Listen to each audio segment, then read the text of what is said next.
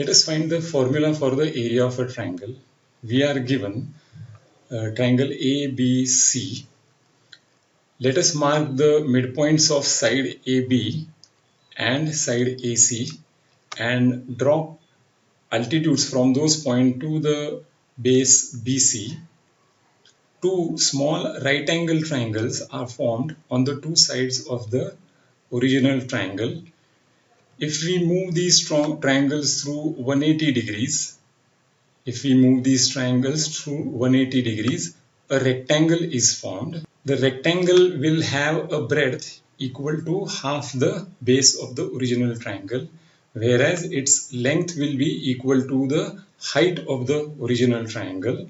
The area of the rectangle formed and the area of the original triangle are the one and the same, because we have just changed the shape and the areas have actually not changed.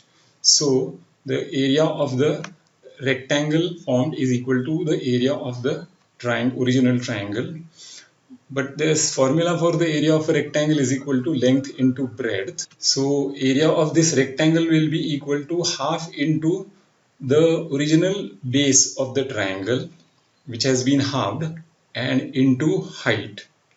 So from these three statements, we can come to the conclusion that the area of a triangle is equal to half into base into height. The base of this triangle is equal to B and the height of this triangle is equal to H. When I move these right angle triangles and place them over here, a rectangle is formed. The rectangle formed has breadth equal to half the base of the original triangle, and the length of the rectangle is equal to height of the triangle.